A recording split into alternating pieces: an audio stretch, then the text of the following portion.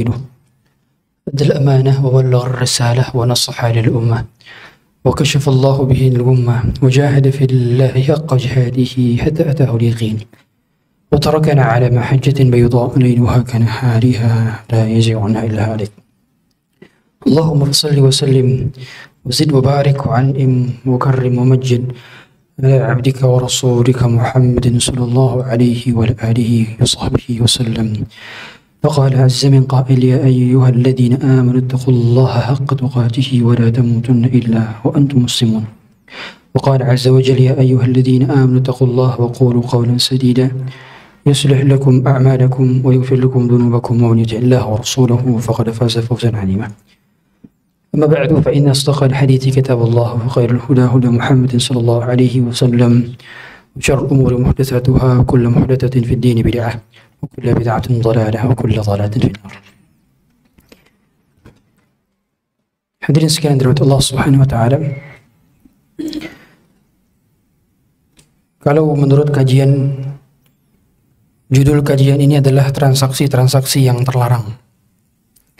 Tetapi karena yang hadir kebanyakan adalah ibu-ibu, maka saya beri judul kajian ini dengan fikih muamalah emak-emak. Karena memang banyak fikih muamalah yang berkaitan dengan emak-emak. Semoga saja hasil dari kajian ini bisa dibukukan di e-book, karena ada beberapa poin yang kami akan sampaikan di sini, terutama berkaitan dengan sehari-hari. Tentu cakupan daripada fikih muamalah ini adalah sangat luas. Ada tentang saham, ada tentang blockchain, ada tentang cryptocurrency, ada tentang spot, ada tentang transaksi, juga bagian daripada tukar menukar uang di bursa dan seterusnya. Tapi itu tidak kita bahas sekarang. Yang kita bahas adalah transaksi sehari-hari yang banyak dilakukan di masyarakat. Di antara hal yang pertama yang disampaikan, yang banyak dilakukan kesalahan di masyarakat adalah ketika arisan, ketika ibu-ibu atau emak-emak melakukan arisan, maka yang wajib neraktir nantinya adalah orang-orang yang dapat, yang menang. Itu termasuk bagian daripada riba. Mengapa dikategorikan riba? Dikarenakan hutang piutang di dalam akad arisan itu adalah akad hutang piutang. Saya meminjamkan terlebih dahulu, saya bisa dapat sekarang atau bisa dapat nanti. Dan yang cara demikian termasuk ke dalam hutang piutang. Hukum asalnya mubah. Arisan hukum asalnya mubah karena dia hutang piutang. Tetapi ketika yang mendapatkan arisan atau yang menang arisan itu ternyata diwajibkan harus menjadi tuan rumah berikutnya dan konsumsinya menggunakan uang yang dia baru dapat kemarin, maka ini bagian daripada riba, dikarenakan ada manfaat yang dihasilkan oleh si kreditur. Dalam hal ini adalah si pemberi hutang. Ketika kita belum dapat, maka kita adalah pemberi hutang. Ketika kita sudah dapat, maka kita adalah penerima hutang. Berarti di sini pemberi hutang mendapatkan manfaat dari si penerima hutang. Dan ini termasuk ke dalam kaidah kullu qardin jarra naf'an fahuwa riba. Setiap akad qard yang mendapatkan manfaat di dalamnya, maka termasuk bagian daripada riba. Termasuk dalam hal ini adalah arisan emas. Arisan emas. Di masyarakat ada arisan emas yang bentuknya adalah ketika dapat nanti dapat emas. Emasnya telah ditentukan di awal. Maka ini termasuk ke dalam riba, dikarenakan emas itu tidak boleh ditukar secara tidak tunai. Sehingga kalau mau dibelikan emas, silahkan saja pakai uang arisannya. Tidak perlu pakai arisan emas. Sehingga yang lebih aman adalah arisannya arisan uang, arisan rupiah. Tapi nanti kalau ada yang mau beli emas, maka itu keputusan pribadi masing-masing. Dan solusi dari yang pertama tadi, bagaimana supaya tidak riba? Maka uang konsumsi dari arisan itu pada dasarnya menggunakan uang patungan lagi. Tidak dibebankan kepada si pemenang. Ini solusinya. Meskipun demikian, memang tidak kita pungkiri bahwa arisan ini membuka pintu hutang. Membuka pintu hutang. Sebagaimana sabda Rasulullah SAW, la tukhifu anfusakum ba'da amniha. Jangan kalian bebankan atau takutkan kepada diri kalian atas apa-apa yang tidak Allah takutkan pada saat kalian sudah dalam kondisi aman. Dikarenakan hutang itu memindahkan beban dari masa depan ke masa sekarang. Hutang itu sedih di siang hari, gelisah di malam hari. Betapa banyak orang salatnya menjadi tidak khusyuk disebabkan karena hutang. Bukankah Rasulullah SAW tidak mau menyolatkan sahabat yang meninggal dalam keadaan masih membawa hutang? Oleh karenanya dahulu ada sahabat setiap kali meninggal maka Rasulullah mengatakan, "A'alaihi dainun?" Apakah orang ini punya hutang? Kalau sahabat menjawab, "Tidak ya Rasulullah, dia sudah tidak punya hutang." Maka Rasulullah mensalatkannya. Tapi ketika sahabat ini punya hutang, maka Rasulullah menjawab, "Sallu ala sahibikum." Salatilah sahabat kalian ini. Padahal dalam riwayat yang mengatakan ada sahabat yang tidak disalatkan dari Nabi SAW, dia hanya punya hutang 2 dirham. 2 dirham itu sedikit sekali. 2 dirham tidak seberapa. Puluhan ribu. Bayangkan, puluhan ribu kalau bahasa kita. Cuma puluhan ribu tidak dimau disalatkan oleh Nabi SAW. Makanya saya sering katakan, seandainya Rasulullah SAW hidup di zaman sekarang, mungkin banyak di antara kaum muslimin yang tidak disalatkan oleh Nabi SAW. Iya. Karena beliau nggak mau nyelatin orang yang punya hutang. Sampai-sampai para ulama fikih menyimpulkan dari hadis ini bahwa hendaknya para pemuka agama, para ustadz, para dai, kalau menemukan kalau diritokohkan, kemudian ada masyarakatnya yang punya hutang ketika meninggal dunia, maka hendaknya tidak disolati oleh si dai ini. Sampai demikian. Dikarenakan sebagai bentuk iqab kepada hukuman kepada orang yang masih hidup lainnya. Bahwa kamu kalau mau mati dalam keadaan punya hutang, lihat nih, orang ini nggak disolatkan oleh tokoh agama. Mengapa Rasulullah tidak menyolatkan? Bayangkan, mengapa Rasulullah tidak menyolatkan? Kita tahu semua bahwa solatnya Nabi, doanya Nabi itu adalah syafaat bagi si mayit. Jadi kalau Nabi mendoakan itu menjadi tempatnya syafaat. Berarti orang yang mati dalam keadaan membawa hutang, mereka orang-orang yang berpotensi terhalangi dari syafaatnya Rasulullah SAW. Oleh karenanya, hendaknya mulai dari sekarang lunasi hutang. Berdoa kepada Allah agar Allah melunasi hutang kita. Banyak-banyak berdoa, Allahumma kfini bihalalika an haramika wa aghnini bifadlika amman siwak. Doa yang pernah diajarkan Rasulullah SAW kepada Ali bin Abi Thalib. Banyak doa ini. Kemudian juga Rasulullah SAW pernah berdoa secara eksplisit, Allahumma inni a'udzubika minal ma'thami wa maghram. Ya Allah, aku berlindung kepada Engkau dari ma'tham wal maghram. Ma'tham itu adalah dosa, maghram adalah terlilit hutang. Beliau berdoa betul-betul tidak ingin punya hutang. Meskipun di akhir hayat beliau pernah berhutang. Beliau pernah berhutang 60 sa' gandum untuk menjadi nafkah bagi istri-istrinya, dan beliau menggadaikan baju besinya sebagaimana hadis Aisyah dalam hadis muttafaqun alaih. Tapi ingat, beliau ketika berhutang ada barang gadai yang digadaikan. Seandainya beliau tidak mampu melunasi hutangnya, maka pada akhirnya beliau telah melunasi hutangnya dengan barang gadai yang dijual. Sehingga pada akhirnya beliau itu meninggal dalam keadaan tidak membawa hutang. Karena backingan hutangnya sudah ditutupi dengan barang gadai. Ini menunjukkan bahwa hendaknya kalau kita mau berhutang, kepepet berhutang, maka hendaknya pakai kolateral atau pakai barang gadai, barang jaminan. Supaya kalau kita meninggal dunia, kita tidak lagi membebani ahli waris. Agar barang gadai kita lah yang dijual untuk menutupi sisa hutang. Akhirnya barang gadai Rasulullah SAW, baju besi beliau, itu baru dibebaskan atau baru ditebus oleh Abu Bakar Siddiq selepas meninggalnya beliau sallallahu alaihi wasallam. Ini perkara arisan, jadi perkara hutang piutang. Dan hendaknya mulai dari sekarang kita jangan lagi buka pintu hutang. Cukup serupiah apapun. Jangan biasakan gali lubang tutup lubang. Apalagi sekarang ada pinjol. Ada judol. Itu judol, judi online. Ada odol, ada itu odol. Odol buat sikat gigi. Ya. Yang all ini, ya pinjol, judol. Yang begini-begini yang menjadikan kita akhirnya tidak bisa tenang dalam kehidupan. Bukankah ketenangan yang kita cari dalam kehidupan? Oleh karenanya hindari berhutang. Kemudian yang berikutnya, kartu member belanja. Membeli kartu member belanja. Memberi kartu member belanja.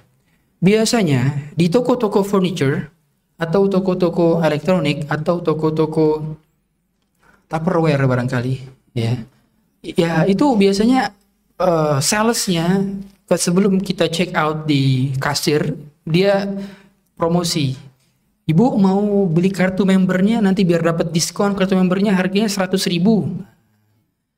Hal yang demikian termasuk ke dalam riba. Mengapa dikategorikan riba? Kartu member itu mengkonsekuensikan si customer itu dapat diskon.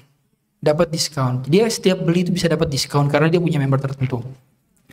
Nah, kartu member itu dia tidak mewakili daripada komoditas barang dan jasa. Sehingga ketika dibeli, yang dibeli ada diskonnya.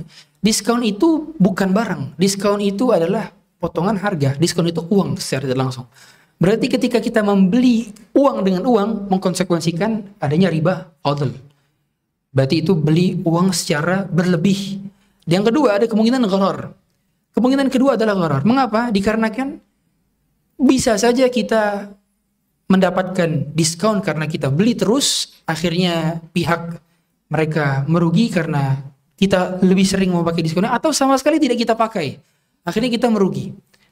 Nah, inilah yang dijadikan sebagai kaidah bainal ghurmi wal ghunmi. Ada pihak yang diuntungkan, ada pihak yang dirugikan. Kalau diskonnya tidak kita pakai, maka kita rugi. Kalau diskonnya sering kita pakai, hingga akhirnya mereka bisa mendapatkan kerugian. Kalau ada satu pihak yang mendapatkan kerugian dari setiap transaksi muamalah, maka mengkonsekuensikan berarti adanya gharar dalam transaksi tersebut. Berarti kartu member dalam belanja ini kalau belinya memungkinkan bukan harga fixed cost. Oke, kalau kartu membernya harganya let's say 10.000. Kalau kartu membernya 10.000, memungkinkan itu emang harga kartu 10.000. Tapi kalau dia si merchant dapat margin harganya 100.000 atau 200.000 atau 50.000, maka berarti itu dia mendapatkan margin dari sana dan tidak halal membelinya. Kecuali kartu member yang Anda dapati karena Anda membeli produk mencapai nominal tertentu. Karena ibu sudah beli 100.000 pembelian atau 1 juta pembelian, maka ibu berhak mendapatkan kartu member dari kami. Maka ini halal diterima. Selama kita tidak niatkan dari awal beli sekian juta, beli sekian ratus ribu untuk mendapatkan kartu member tersebut. Nah, yang demikian tidak boleh kalau kita meniatkan dari awal. Meniatkan dari awal tidak boleh. Ya. Itu kartu member belanja. Jadi boleh kalau dua hal. Pertama, kalau tadi kita mendapatkan sebagai hibah atau hadiah dari mereka. Yang kedua, kalau memang harga kartu membernya itu fixed cost atau real cost. Real cost artinya harganya memang harga biaya pembuatan kartu.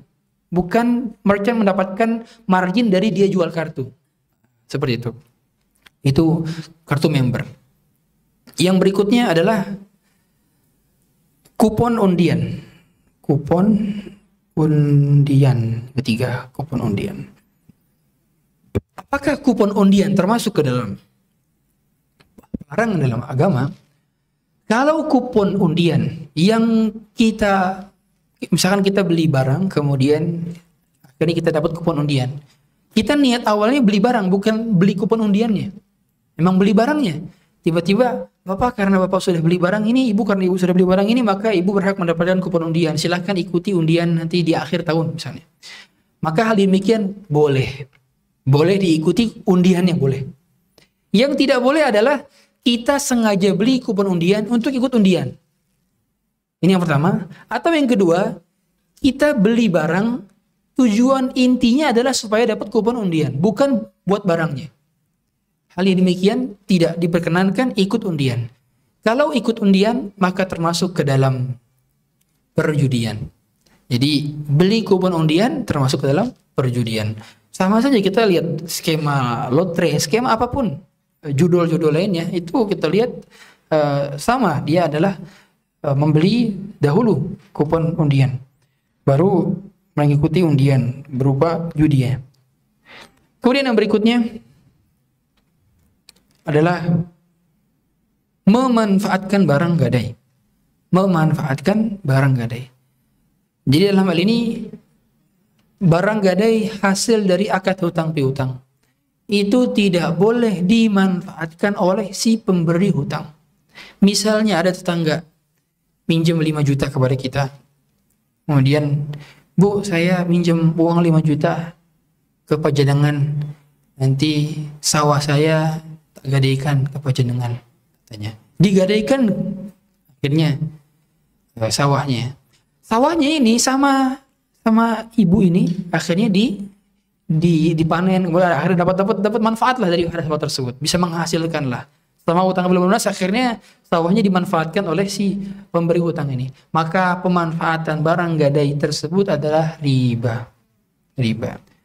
Atau hal yang lain, misalnya ada orang minjem duit ke antum, kemudian orang tersebut menggadaikan mobilnya.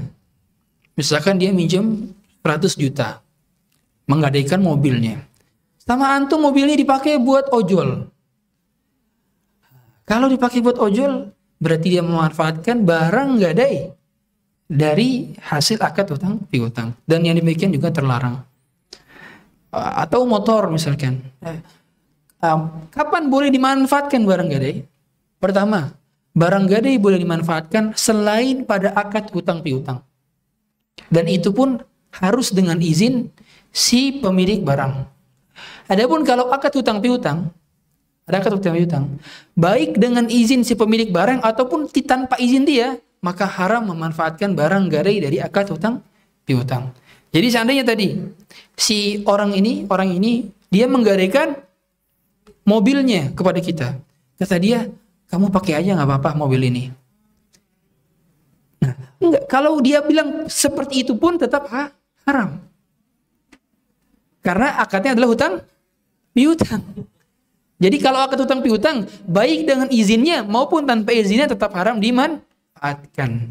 Nah, karena dia memanfaatkan akad hutang piutang. Dan segala macam bentuk manfaat yang didapati oleh si pemberi hutang dari akad hutang piutangnya, maka termasuk riba.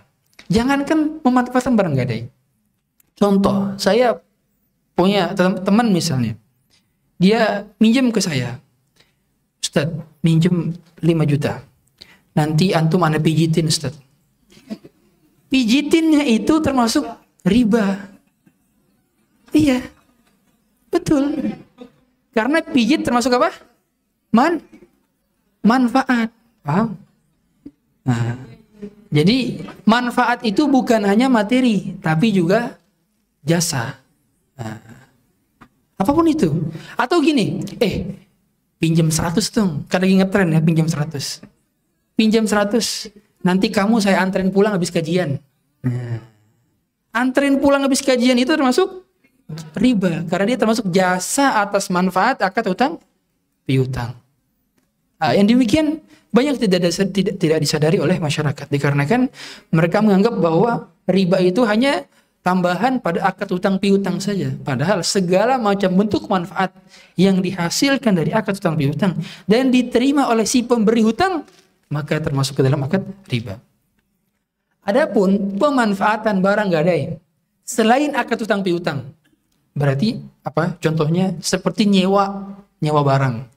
Harus ada barang gadainya, harus ada barang jaminannya, harus ada depositonya. Contoh, saya mau nyewa mobil.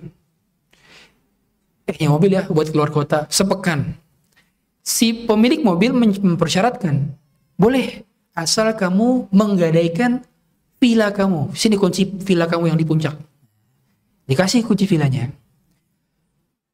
Kemudian si pemilik rumah ini atau yang berhutang ini bilang, kamu boleh manfaatkan barang gadai ini. Maka boleh dia memanfaatkan barang gadai. Karena ini akadnya apa? Sewa, bukan akad hutang piutang. Nah, dipahami ya? Dan seterusnya. Karena akad gadai itu dia itu akad pengikut. Dia akad yang ada pada akad hutang piutang, akad yang ada pada sewa penyewa, akad yang ada pada jual beli, akad yang ada pada murabahah, mudorobah, musyarakah dan seterusnya. Banyak cabang-cabang akad. Dan dia hanya diharamkan dimanfaatkan oleh pihak pemberi hutang ketika dalam akad hutang piutang. Selain itu diperbolehkan dengan satu syarat saja, yaitu izin si pemilik barang. Kalau yang lain, kalaupun akad hutang piutang, baik dengan izinnya maupun tanpa izinnya, maka tidak diperkenankan untuk dimanfaatkan.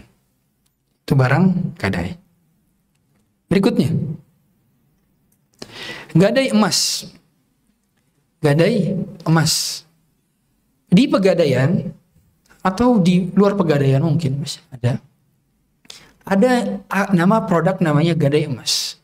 Anda bisa mendapatkan liquid money atau cash on loan, uang cair gitu ya kalau bahasa ininya. Itu dengan syarat Anda menggadaikan emas Anda. Menggadaikan emas ini nggak gratis. Ada namanya biaya penyimpanan. Kita tahu ya. Karena ibu sudah menitipkan emas kepada kami, emasnya kita simpan di safe deposit box, kata dia. Di box khusus aman. Dan ini ada biaya jasanya ibu, katanya. Karena jasa penyimpanan. Ini adalah penggabungan antara akad jual beli dengan akad hutang piutang. Dan penggabungan antara akad jual beli dengan akad hutang piutang dilarang dalam agama Islam. Sebagaimana hadis dari Abdullah bin Abbas radhiyallahu taala anhuma, kata Rasulullah sallallahu alaihi wasallam, la yahillu salafun wa bai'un. Tidak sah, tidak halal menggabungkan antara akad hutang piutang dengan jual beli. Mengapa dilarang? Silakan lihat lagi. Oke, dia tidak mendapatkan si pemberi hutang. Ini kan pegadaian memberi hutang kepada kita, ya kan? Kita sebagai nasabah atau masyarakat yang mendapatkan hutang tersebut. Oke, dia tidak mendapatkan, nggak ada bunganya, nggak ada biaya tambahannya, tapi dia bisa mendapatkan margin dari mana? Dari jasa yang dia jual kepada nasabah atau masyarakat. Sehingga pada akhirnya apa? Ada manfaat yang dihasilkan dari jual beli, dan itu adalah berdasarkan akad hutang piutang. Karena akad jual belinya mengikuti akad hutang piutang ini, sehingga menjadikan dia mendapatkan manfaat dari akad hutang piutang. Berarti tidak diperkenankan menggadai emas di pegadaian. Kalau gadai emas di tetangganya nggak ada persyaratan uang jasa, silahkan. Dengan cara tidak ada ribanya dan seterusnya. Ini diharamkan karena apa? Karena ada tadi biaya apa? Biaya jasa penyimpanan. Nah, biaya jasa penyimpanan inilah yang menjadikan seorang itu terkena riba. Ya, gadai emas. Berikutnya, kredit emas. Kredit emas. Kredit emas inilah juga termasuk salah satu produk di pegadaian kredit emas, di mana emas itu 10 gram, misalkan 10 gram, dicicil, kemudian setelah itu baru setelah udah mencapai harganya, misalkan pada saat itu beli 10 gram 10 juta, dicicil berarti dia dicicil sampai sudah total 10 juta baru masih dikasih. Hal yang demikian termasuk riba. Mengapa termasuk riba? Dikarenakan emas itu adalah komoditas ribawi. Dia harus sama-sama tunai ketika diakadkan. Jadi tidak bisa kita membeli emas secara kredit. Kita harus membeli emas itu secara tunai, cash. Dan tidak bisa juga membeli emas secara online. Karena kalau kita beli emas secara online, maka mengkonsekuensikan adanya penundaan dalam penyerahan. Berarti kalau kita beli emas, maka harus COD. Nah, COD yang bukan di marketplace ya. Kalau COD di toko oranye, toko hijau, toko biru, toko warna-warni, itu sama aja ada penundaan, kan gitu. Karena akadnya itu sudah terjadi pada saat check out. Check out tuh udah akad itu. Nah, itu sama saja. COD sama siapa? COD sama abang-abang tukang emasnya. Nah, misalkan antum punya nomor kontak abang tukang emas. Antum lagi malas ke toko. Lagi malas juga enggak keluar rumah. Akhirnya ya abang-abangnya suruh COD sama kita di depan rumah. Bang, saya mau beli emas. Abang ke depan rumah saya, antar saya berakad. Nah, kita nyerahkan uang, abang nyerahin emas. Nah, itu barulah bagian daripada tunai. Adapun makanya yang ada memungkinkan beli emas itu ya dua. Kalau nggak COD sama abang-abang, kalau nggak ya kita datang ke tokonya, gitu. Itu supaya agar emas itu tidak menjadi riba kita. Karena dia termasuk komoditas ribawi, berarti ketika diganti dengan uang, karena dia kan termasuk mata uang. Emas itu termasuk mata uang. Sebagaimana sabda Rasulullah SAW dalam hadis Ubadah bin Samit, dari hadis riwayat muttafaqun alaihi, "Adz-dzahabu bidz-dzahabi wal-fiddatu bil-fiddati wasy'iru bisy'iri wat-tamru bit-tamri wal-burru bil-burri mithlan bi mithlin yadan bi yadin fa idza ikhtalafat hadhihi al-asnaf fa bi'u kayfa syi'tum idza kana yadan bi yadin." Emas dengan emas, perak dengan perak, syair dengan syair, gandum barley dengan gandum barley, gandum biasa dengan gandum biasa, kurma dengan kurma. Kalau berbeda komoditasnya, maka juallah dengan syarat yadan biyadin. Berarti kalau emas ditukar dengan rupiah, emas ditukar dengan dolar, maka harus sama-sama tunai. Ini mengkonsekuensikan juga kalau kita menukar uang ke orang, ya, menukar uang ke orang, dia punya dolar, kita punya rupiah, maka mau tidak mau harus sama-sama tunai, on the spot. Kemudian kalau kita punya emas ditukar ke rupiah, berarti dijual, berarti nggak bisa dicicil dibayarnya sama orang ini. Berarti kalau kita mau beli emas ditabung, maka ditabung dulu uangnya, sudah sampai harganya, barulah kita beli emas tersebut. Itu yang paling aman dalam membeli emas. Mengapa Ustaz kok harus seribet ini? Pertama, karena ada dalilnya dari Nabi Sallallahu Alaihi Wasallam. Dari tadi hadis riwayat Ubadah bin Samit. Yang kedua, emas itu adalah mata uang yang paling stabil dari zamannya Nabi Adam sampai hari kiamat. Sampai hari kiamat. Emas itu tidak tergerus inflasi yang begitu berarti. Iya, dia ada naik turunnya, fluktuatif juga.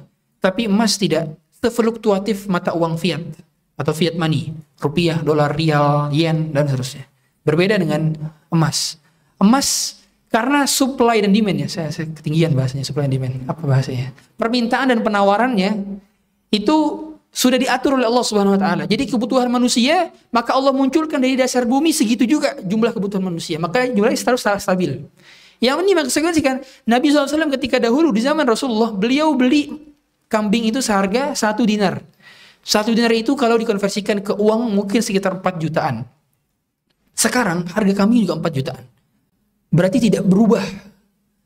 Jadi kalau dikategorikan emas, kalau nabung pakai emas saja karena emas itu naik. Enggak, emas itu enggak naik sebenarnya. Emas itu segitu-gitu aja. Yang turun adalah nilai rupiahnya. Gitu kan? Emas itu segitu-gitu aja, stabil dia. Yang turun mata uang kita terhadap emas begitu. Oleh karenanya emas itu menjadi alat tabungan, bukan investasi. Karena investasi itu apa artinya? Yang ada margin profitnya kan gitu. Ya, sebetulnya emasnya enggak ini, cuman emas itu menjaga supaya kita nilainya itu terlindungi. Makanya dia pelindung nilai. Kalau dalam bahasa ekonominya dia menjadi pelindung nilai. Kalau kita mau nggak tergerus inflasi, maka cara kita bertransaksi pun ini sangat-sangat bagus sekali kalau dengan emas. Tapi nyatanya di Indonesia belum dilegalkan transaksi dengan emas. Menurut peraturan Bank Indonesia, hanya mata uang rupiah lah yang sah, sehingga kita hendaknya mengikuti pemerintah dalam hal ini ulil amri. Ya. Kemudian karena saya yakin di sini ada 1-2 yang pedagang lah. Karena kalau Anda seorang pekerja nggak mungkin jam segini hadir ya. Ya. Pedagang biasanya tukar sama pedagang lain di sebelah. Oke, misalnya di Tanah Abang, ya, di blok A misalnya. Nah, satu dagang baju anak-anak, yang satu lagi dagang baju muslim misalnya. Kemudian ada orang belanja pakai uang 100.000, kita nggak ada kembalian.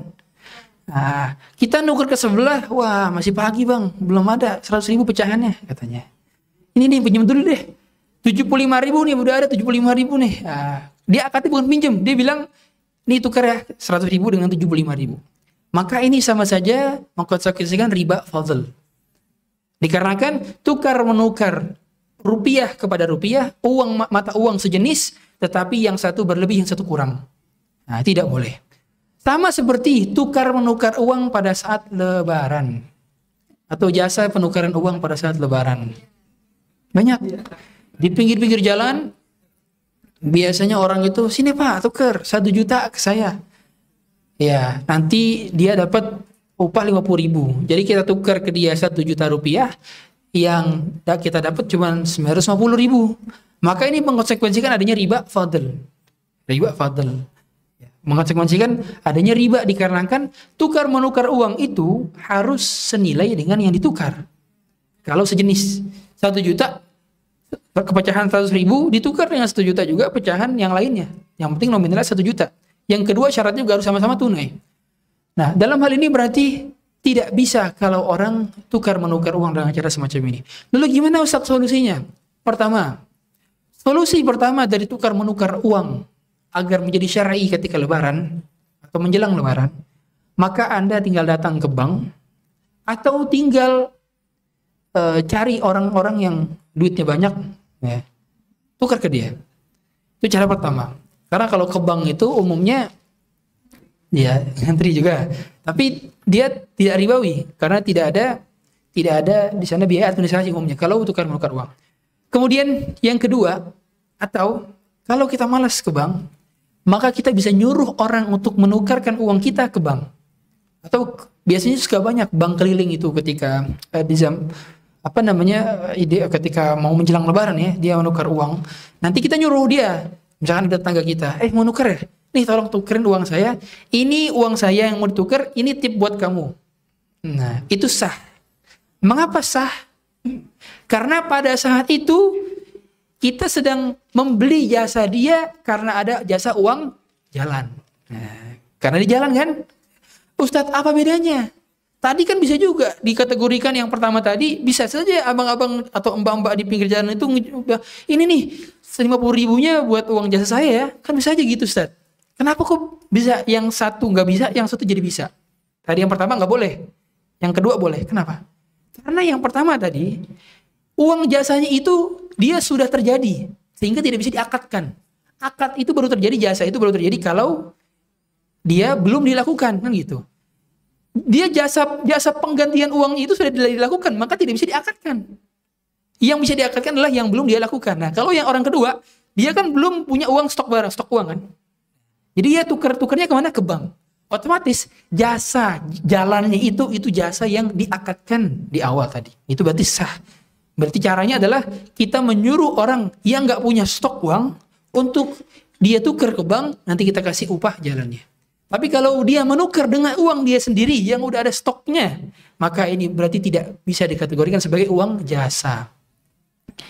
Gimana, udah puyeng? Karena memang bikin muamalah begini, dia harus banyak skema dan banyak tahapan-tahapan dan seterusnya. Tapi yang jelas solusinya tadi, yang paling gampang kalau misalkan puyeng, makin solusi kedua tinggal datang ke bank, tukar ke bank. Atau cari orang yang ya tadi punya uang banyak atau punya stok uang banyak, ya bisa. Saya nggak punya, jadi nggak jantur ke saya. Kemudian yang berikutnya, nih diantara fikih ketika megang uang suami. Fikih ketika megang uang suami. Pertama, ketika Anda memegang uang suami, maka Anda hanya boleh memanfaatkan sesuai dengan kebutuhan Anda saja. Sehingga kalau Anda mau sedekah pakai uang suami, harus izin ke suami. Kalau mau ngasih ke orang tua Anda pakai uang suami, harus izin ke suami. Dan seterusnya. Mau ikut kajian saja sekarang ini, kalau Anda punya suami, maka harus izin ke suami. Karena suami itu lebih ditaati oleh wanita dibandingkan orang tuanya. Berarti dalam hal ini, kita tidak diperkenankan mengeluarkan uang suami, kecuali atas izin suami. Ustadz, kalau izinnya mutlak gimana? Izinnya mutlak. Jadi dari awal semenjak akad nikah, pokoknya ada tulisan semua harta yang dipegang suami dipegang istri dan istri berhak mengelola, tanda tangan dan materai. Maka ini tidak berlaku. Patokannya adalah by transaction. Setiap kali mau bertransaksi, setiap kali mau bayar, mau apa, maka izin ke suami. Adapun harta yang sudah menjadi milik istri, contoh, Anda punya jatah nafkah, per bulannya 100 juta misalnya. Ada gak?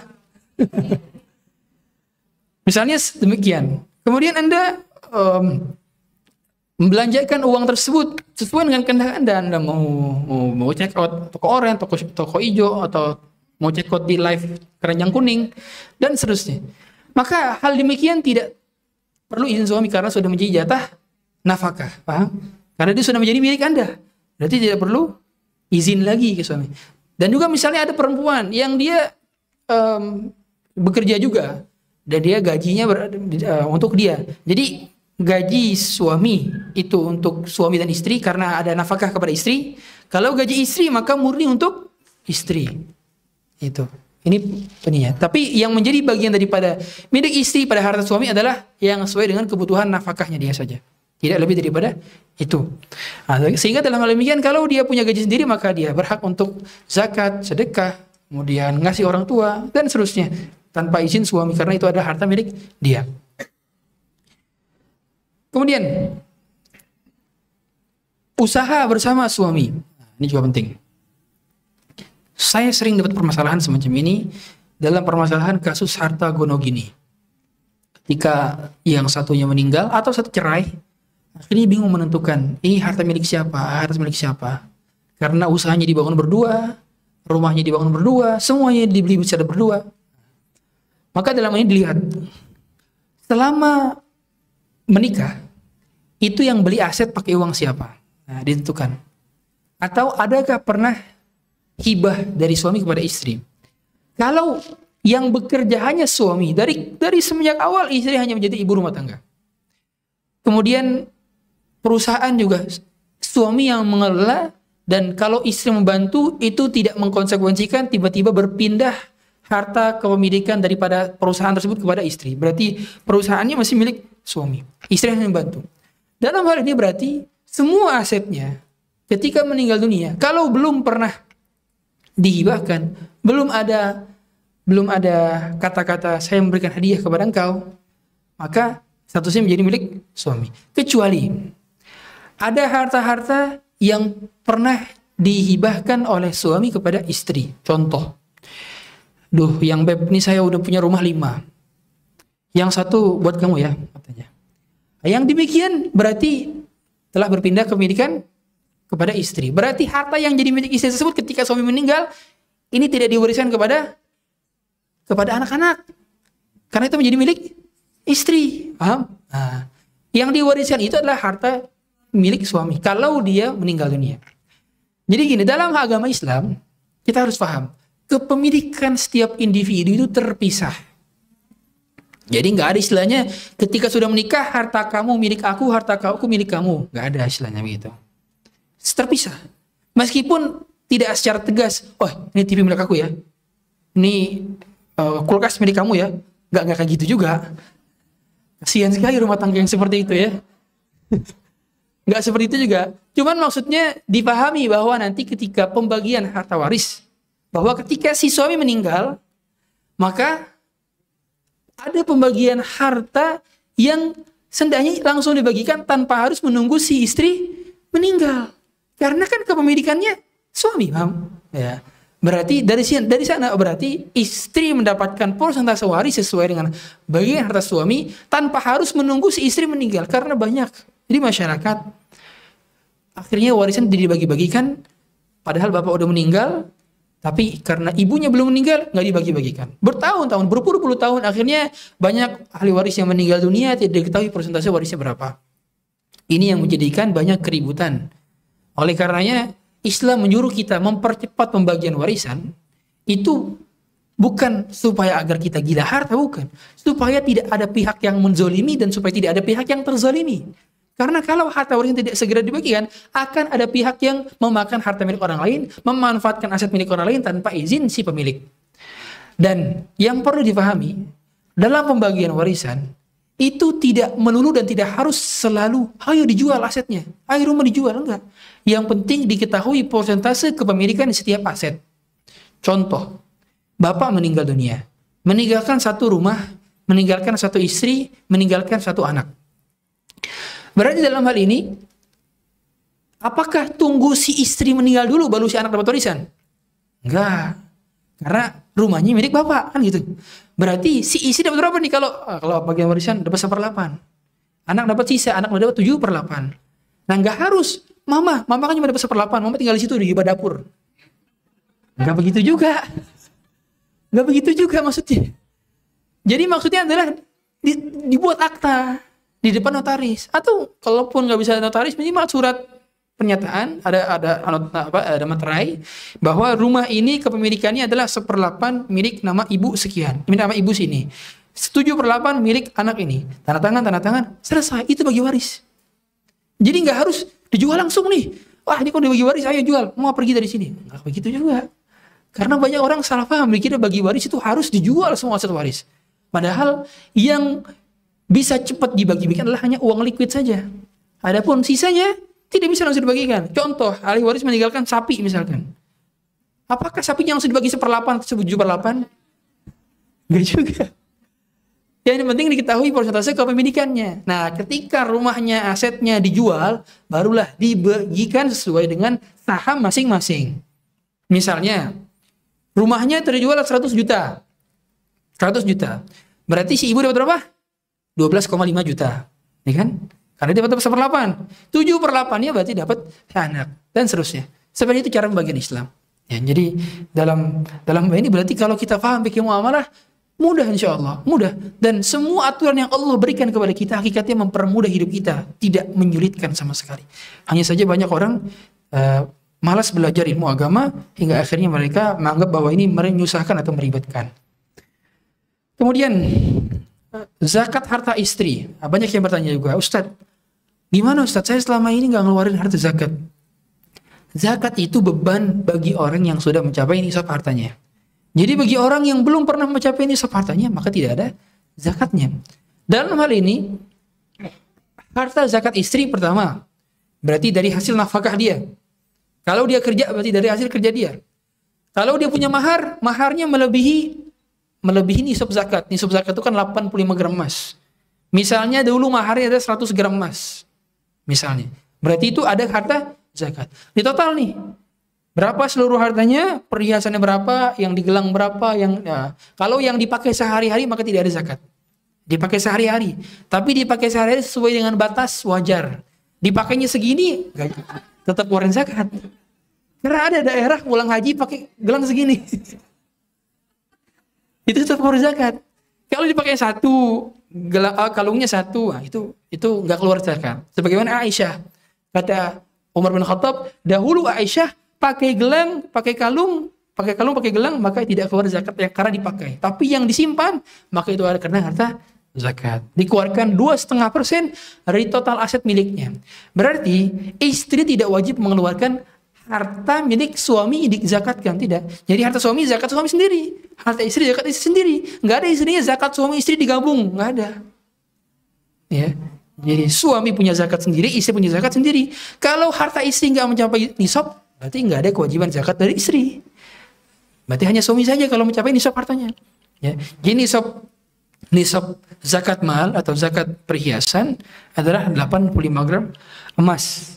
Dan dilihat berapa 85 gram emas 1 gramnya, dicek, nah itu harta kita. Apa saja yang dizakatkan Ustadz? Nah, yang dizakatkan emas, perak, tabungan, cash, deposito, nah itu yang liquid, yang cash, yang uang. Itu dilihat di total, berapa totalnya? Kalau totalnya mencapai senilai 85 gram emas lebih dan selama setahun tidak kurang dari 85 gram emas, maka berarti dia wajib mengeluarkan zakat senilai 2,5%. Contoh, total misalnya 1M. 1M, total semua aset daripada yang liquid itu ya, liquid itu. Berarti dikeluarkan 2,5%-nya. Ya. Berarti bukan dikeluarkan 85 gram dikali 2,5%, bukan. Berapa total pada saat haul? Haul itu selama setahun. Sudah setahun dari awal. Makanya penting bagi kita untuk mencatat di kalender. Sekarang ada aplikasi kalender, kita bisa nih, oh, harta saya sudah mencapai, misalkan, habis dapat warisan. Wah, dapat warisan sekian ratus juta. Langsung tulis tuh di kalender, tambahkan add note, harta saya mencapai nisab. Tulis end day-nya adalah tahun depan. Berarti nantinya alarm akan bunyi nih. Di tahun depan akan bunyi, kamu sudah wajib mengeluarkan zakat karena harta kamu yang kemarin dapat sudah setahun. Pakai alarm begini atau tulis di note. Nah, penghitungan daripada nisab zakat, haul zakat itu menggunakan kalender Hijriyah. Berarti harus paham berapa. Oh, sekarang 7 Rajab. Ditulis tuh, harta saya 7 Rajab 1445 mencapai nisab. Berarti 7 Rajab 1446 mengeluarkan zakat mal 2,5%. Kebanyakan orang ngawarin zakat mal itu cuman pas bulan Ramadan. Padahal nisabnya beda-beda. Nisabnya kita itu nggak sama. Emang semua pas Ramadan jadi kaya raya? Nggak juga kan? Beda-beda. Berarti patokannya adalah nisab masing-masing. Apalagi masih banyak yang tidak mengetahui harta zakat. Akhirnya mereka mengeluarkan cuma zakat fitrah saja, tidak mengeluarkan zakat mal. Ini dilarang. Ya. Kemudian berikutnya, fikih nawar belanja. Fikih nawar belanja. Ya. Nawar belanja dalam istilah fikih ada istilahnya bai'ul mukrah. Bai'ul mukrah atau jual beli secara terpaksa. Jual beli secara terpaksa. Jual beli secara terpaksa itu dilarang dalam agama Islam. Dikarenakan Islam itu mewajibkan dalam setiap akad jual beli harus atas saling ridho. Ya. Innamal bai'u an taradin. Sungguhnya jual beli itu harus dilandaskan atas saling ridho. Sehingga kalau ada jual beli yang tidak saling ridho, salah satunya terpaksa atau keduanya sama-sama terpaksa, maka berarti tidak sah sebagai jual beli. Dalam hal ini, umumnya ketika emak-emak mereka nawarnya nggak ketulungan. Akhirnya abangnya kayak, ya udahlah bu, nggak apa-apa dah. Nah, itu pasrah. Kata Syekh Utsaimin, abang kalau abang penjualnya itu sampai merasa iba karena ditawari berlebihan, ini termasuk kategori bai'ul mukrah. Makanya ibu-ibu kalau nawar jangan kejam-kejam. Ya. Kalau lihat mimik abangnya udah pasrah, bang tambah ini bang, kayak jadi bang. Jadi jangan sampai abangnya udah melas-melas, akhirnya termasuk ke dalam kaidah jual beli yang terlarang. Ini tidak boleh. Ya. Masa kita ke mart-mart lain aja nggak nawar? Emang antum pernah ke Indomaret nawar? Nggak pernah kan? Sama abang-abang yang UMKM, apalagi syukur-syukur dia muslim. Kalau dia untung, syukur-syukur nanti hartanya buat tabung umroh sama haji. Makanya kita di masa-masa sekarang ini, masa-masa di mana banyak sekali brand-brand pendukung Israel, ini kan menjadikan kita akhirnya termotivasi untuk memajukan UMKM Indonesia, apalagi muslim ya kan, UMKM muslim. Makanya sekarang loyal lah kita kepada saudara-saudara kita. Ya, banyak saudara kita warung ini hendaknya lebih dimajukan, kita beli dagangan mereka, ya kita beli, dan tidak perlu nawar. Kalau dulu nawarnya ditambahin, bang harga berapa? 100.000, saya tawarin jadi 150.000, ya, baru bagus tuh, ya ditambahin jadinya kan, ya nawar pas belanja ini juga. Kemudian di antara hal yang berikutnya adalah orang berhutang, misalnya hutang lagi nih, hutang yang kena inflasi, Contoh, Ustaz, ada teman saya ngutang ke saya dulu. Dia ngutang 100.000 di tahun 1980. Berarti udah berapa tahun tuh? Udah 40 tahun sampai sekarang, 43 tahun, 44 tahun. Sekarang ini mau bayar Ustaz, utangnya ke saya 100.000 itu. Nah, lihat itu udah berapa inflasinya? Ya. Dulu 100.000 di zaman 1980 berapa? Buat beli apa bisa tuh? Beli tanah aja bisa kayaknya. Ya. Tapi sekarang 100.000 check out di toko online aja kayaknya cuma dapat 1. Ya kan? Berarti mengkonsekuensikan itu inflasinya luar biasa. Nah, kalau kita pernah punya hutang dan kena inflasi, maka kata para ulama tidak bisa dizalimi. Berarti hal yang demikian harus disesuaikan dengan nilai yang terkena inflasi. Oh, inflasinya 1000%. Nah, berarti dikali 1000%. Dikali 1000%, pada itulah dibayar. Dalilnya apa? La tadzlimu wa la tudlamun. Kalian tidak boleh menzalimi dan tidak boleh terzalimi. Dan pada saat itu berarti tidak ada pihak yang terzalimi. Dikarenakan hutang yang dipakai, pembayarannya adalah sesuai dengan nilai inflasi yang terkurangi tersebut. Nah, dalam hal ini memang sebaik-baik kalau mau nggak terkena inflasi. Misalkan, kita yakin nih, dipinjam sama si fulan, ini dalam jangka waktu lama, dia baru bayar 10 tahun kemudian. Gimana caranya supaya kita nggak tergerus uang kita dengan inflasi? Caranya gimana? Hutang ini berbentuk apa? Emas. Kamu hutang saya kan, bayar kapan? 10 tahun lagi. Oke, saya hutangin kepada kamu emas 100 gram misalnya. Kita hutangin 100 gram. Nanti 10 tahun kemudian emasnya dibayar sama 100 gram juga. Akhirnya kita nggak terkena inflasi. Karena emas itu menjadi pelindung nilai. Nah, itu solusi kalau orang mau ngutang ke kita, ya, dan dia membayarnya dalam jangka waktu yang panjang. Seperti itu. Kemudian, nah tapi dipahami ya, kalau misalkan, ini patokannya ada beberapa ya patokan. Kalau dia inflasinya di bawah 30%,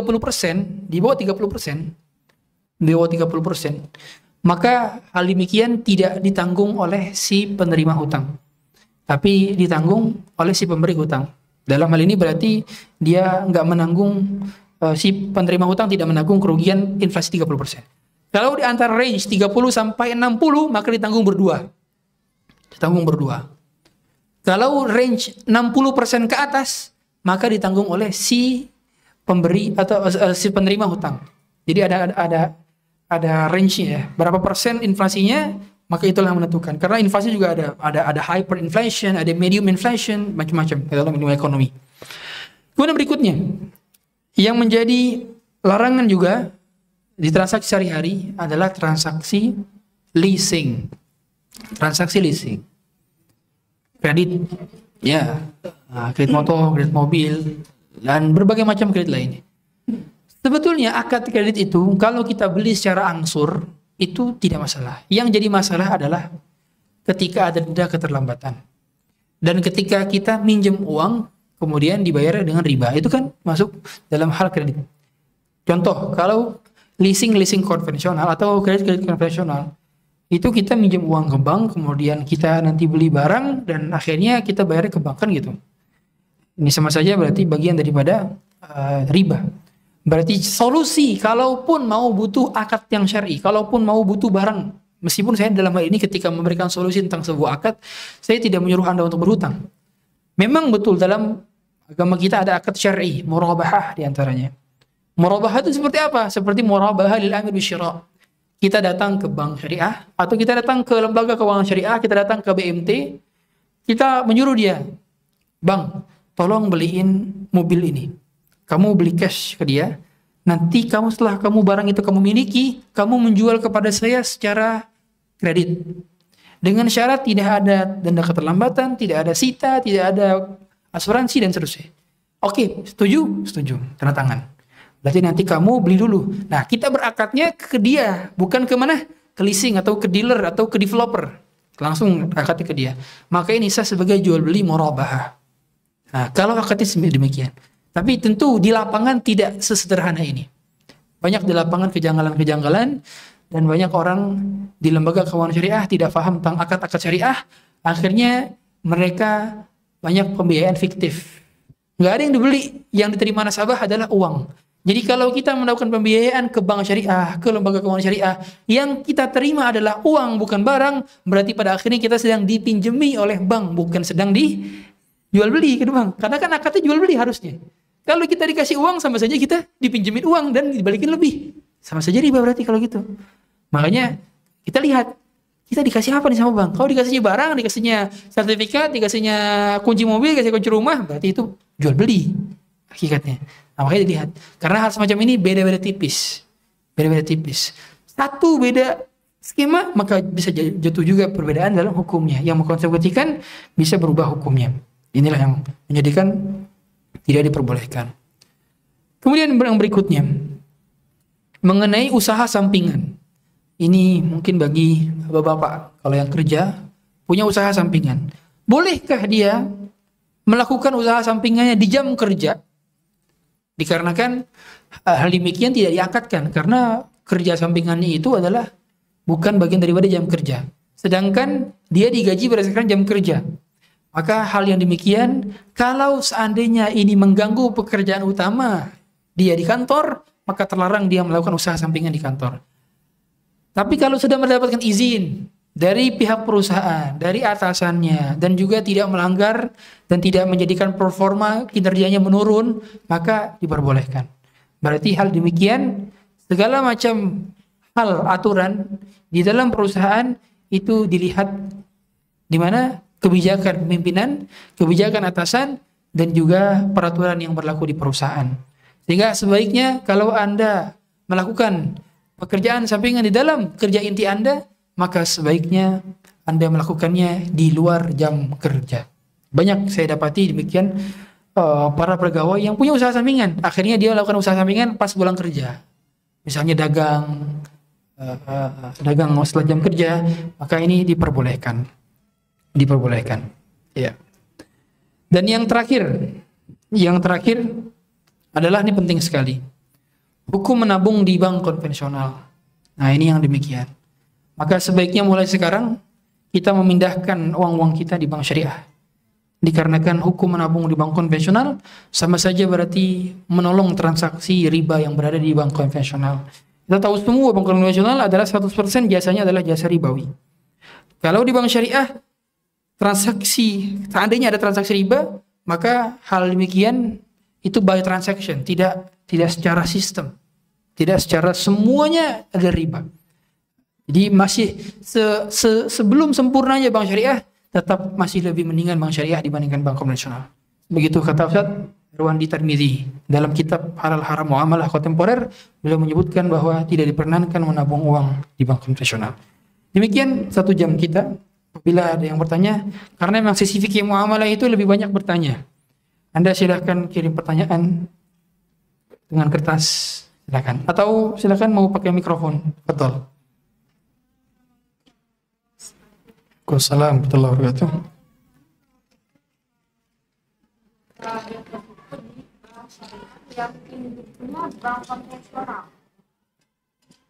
Iya, bagus pertanyaannya.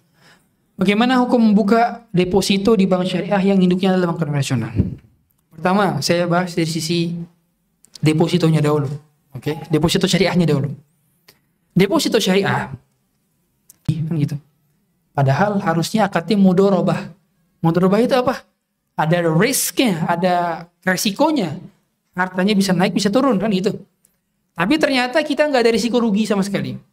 Di sana betul-betul harta kita dijamin oleh LPS, Lembaga Penjamin Simpanan, LPS. Oh, insyaallah jazakallah. Hal demikian berarti sama saja termasuk ke dalam riba sebetulnya. Maka saya sedikit tidak setuju dengan akad deposito syariah. Karena yang digunakan akadnya adalah kafalah bil ujroh. Antara pihak bank dengan LPS itu adalah kafalah bil ujroh. Jadi karena LPS telah menjamin, jadi berarti karena bank syariah menggunakan asuransi lah. Asuransi dibayar. Nah, untuk menjaga modal kita supaya nggak rugi, bank syariah membayar LPS dengan akad kafalah bil ujroh. Ini demikian terlarang. Oleh karenanya, kalau kita nabung di bank syariah, hendaknya tidak perlu menggunakan produk deposito syariah. Cukup kita gunakan tabungan wadiah. Wadiah itu lebih aman daripada tabungan mudharabah. Yang kedua, bagaimana kita menggunakan bank syariah yang induknya masih ke bank konvensional? Kan itu. Pertama, secara entitas yang dihukumi itu adalah B2B atau B2C, business to customer, business to business. Dalam hal ini, yang dilihat bukan dia berinduk ke siapa, tapi adalah core bisnisnya. Apa yang dia transaksikan. Paham? Jadi, kalau yang ditransaksikan adalah akad-akad syariah, dan dia merujuk kepada OJK, Otoritas Jasa Keuangan, yang mana setiap lembaga yang melabelkan dirinya syariah, itu harus memenuhi aturan Otoritas Jasa Keuangan yang termaktub dalam pasal-pasal POJK, dan di sana tertulis bahwa mereka tidak diperkenankan untuk melakukan pembiayaan khamar, riba, kemudian perusahaan babi, perusahaan rokok, dan perusahaan-perusahaan yang melanggar syariat lainnya. Ada peraturan. Sehingga pada dasarnya diperbolehkan. Sebagaimana juga Ustaz Tarwani pernah ditanya dengan pertanyaan serupa, kata beliau bank syariah yang induknya masih bank konvensional. Dia masih sifatnya bukan menjadi bank tersendiri, tapi masih nginduk begitu ya, masih menjadi unit usaha syariah, UUS. Nah, yang demikian termasuk diperbolehkan. Apalagi setahu saya, contoh, saya sebut merek saja. Nggak masalah, saya bukan promosi tapi sebut merek saja. Misalkan BCA Syariah. BCA Syariah. BCA Syariah itu secara entitas sudah terpisah dari BCA konvensional. Maka kalau Anda sekarang punya BCA konvensional, sebaiknya pindahkan kepada BCA Syariah karena sebagai entitas dia sudah berpindah. Karena dari Anda kalau transfer uang ke Syariah itu kena biaya admin. Udah kena biaya admin. Berarti dia secara induk terpisah, manajerial terpisah, meskipun dari segi modal dan saham masih satu kesatuan, tapi secara core business, barang yang dijual itu berbeda. Maka diperbolehkan bertransaksi menggunakan BCA Syariah dan bank syariah lainnya. Sebagai contoh, Bank Permata punya Permata, tapi punya Permata Syariah juga. CIMB punya cuma konvensional juga, punya CIMB Syariah dan seterusnya. Dengan kita akan pindahkan ke yang syariah, itu lebih aman. Ada lagi? Silakan. Ya, silakan lagi.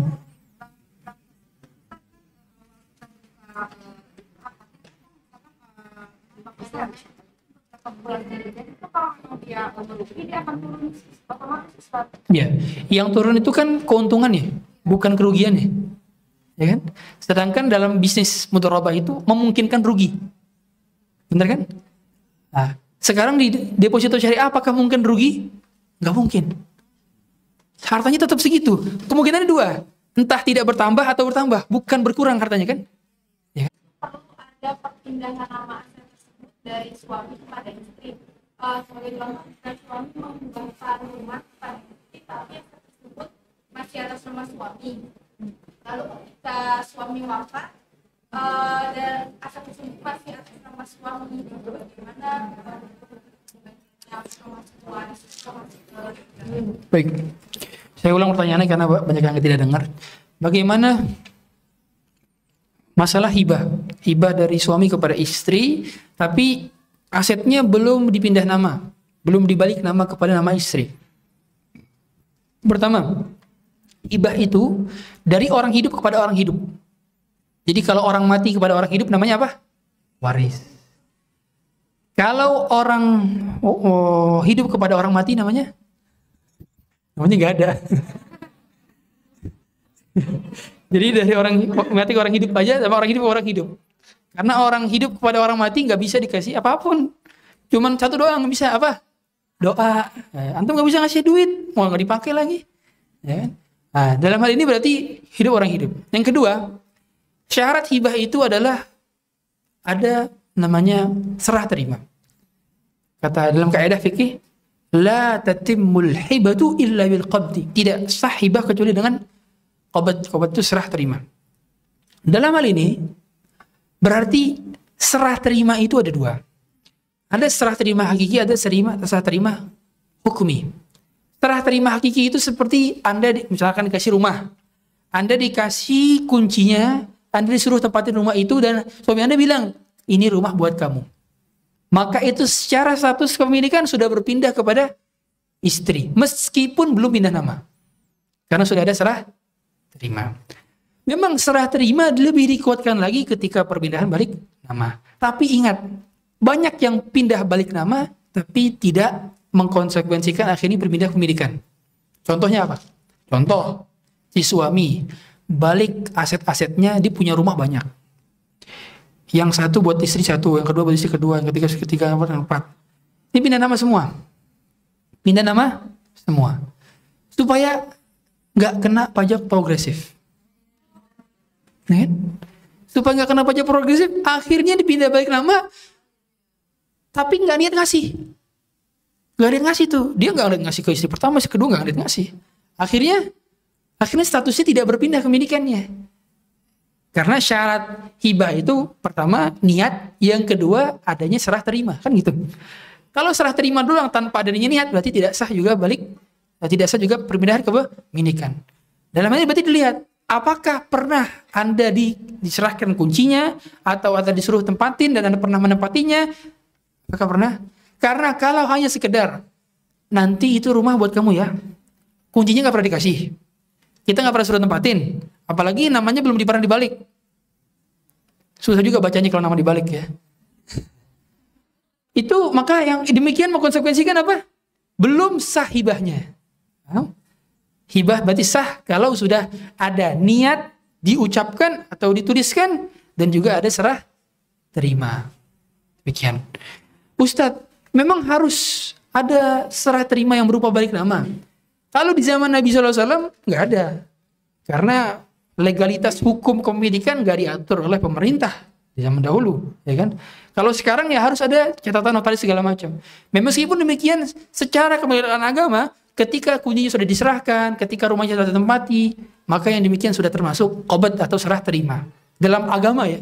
Tapi secara legalitas negara, maka negara umumnya mengakui kalau sudah balik nama. Berarti dalam hal ini, kalau secara agama itu sah, sehingga tidak diwariskan kepada ahli warisnya, sehingga itu menjadi milik Anda kalau sudah ada serah terima. Wallahu a'lam. Ada lagi? Silakan. Waalaikumsalam warahmatullahi wabarakatuh.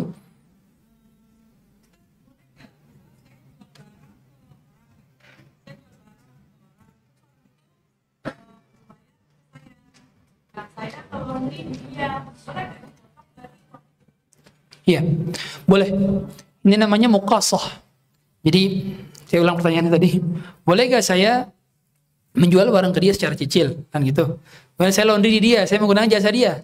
Tapi bayarannya adalah dipotong utang, kan gitu. Ya kan? Boleh, ini namanya muqasah. Muqasah itu membayar hutang hasil kita bertransaksi dengan dia dengan bayarannya berupa dipotong utangnya. Itu boleh. Tidak masalah. Tidak masalah. Ada lagi yang lain? Silakan. Ya, silakan. Waalaikumsalam warahmatullahi wabarakatuh. Wah, kekencangan suara senamnya ini. Ada mikrofon nggak? Mikrofon.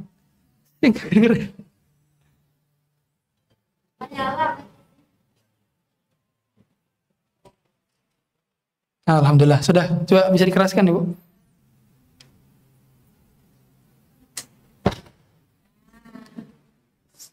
Assalamualaikum Ustaz.